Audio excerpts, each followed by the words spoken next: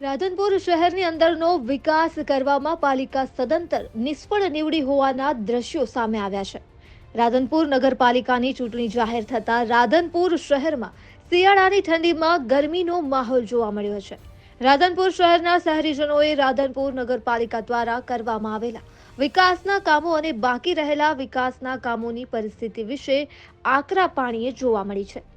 અમારે અહીં રાધનપુર શહેરમાં તો રોડ, રસ્તા, ગટર અને સ્વચ્છતાનો પણ અભાવ છે તેવો જનતા દ્વારા આક્ષેપ કરાયા છે। રાધનપુર શહેરમાં પ્રવેશ કરતા જ શહેરની રાધનપુરની અવદશા જોઈ શકાય છે। તંત્ર દ્વારા આડેધડ ગટરો ખોદી નાખતા રોડ રસ્તાઓ પર જાણે નદીનું પાણી વહેતું હોય તેવા દ્રશ્યો સર્જાયા છે। રાધનપુર જેપી કુમાર શાળાની પાસે જ રોડ તૂટ્યો છે અને ગટર ખોદી નાખતા જ માર્ગ પર પાણીના ખાબોચિયા ભરેલા જોવા મળ્યા છે। આ વિસ્તારમાં પાલિકા દ્વારા રોડ પર સ્વચ્છતા અને ગટર લાઈનો ઝડપથી રિપેર કરવામાં આવે તેવી આશા પણ વ્યક્ત કરાઈ છે। રાધનપુરના ગાંધી ચોક વિસ્તારમાં જાણે ગંદા પાણીની નદીઓ વહેતી હોય તેવા દ્રશ્યો જોવા મળ્યા। રાધનપુરમાં પટણી ગેટ, બ્રાન્ચ શાળા, બાબીવાસ, ખોખરાણી મસ્જિદ, રાજગઢીથી ગુજરવાડાના નાકા સુધી ગટરોનું આડેધડ ખોદકામ કરતા જાહેર રોડ રસ્તા પર પાણી અને કચરાનું સામ્રાજ્ય જોવા મળ્યું છે, જેના પગલે લોકો પરેશાન થયા છે।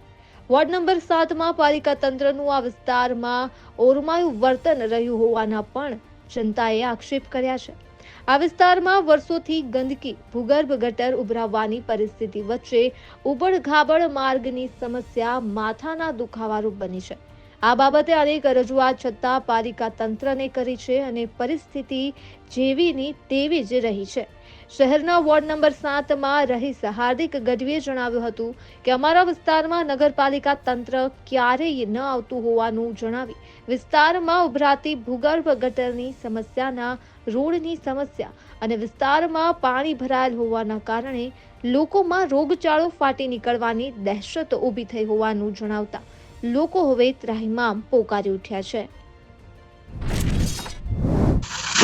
છેલ્લા 10 વર્ષથી રાધનપુર નગરપાલિકાની અંદર ટકે શેર ભાજી, ટકે શેર ખાજા, અંધેરી નગરું, ગંડુ રાજા જેવું જે એકદમ એમ કહેવાય કે કુશાસન ચાલી રહ્યું છે, ત્યારે અમને તો કોઈ રસ નથી। અમે તો પ્રજા છીએ, નાગરિક છીએ અને જાગૃત નાગરિક તરીકે અમારી પોતાની ખેવના હોય કે અહીંની જે સ્થાનિક જે અહીંની અમારી ચેષ્ટાઓ છે કે પાણી, ગટર લાઈન અને અમારું એક સ્થાનિક આરોગ્યથી લઈ અને રક્ષણથી લઈ આ બહુ અમારી નાની એવી વાત છે।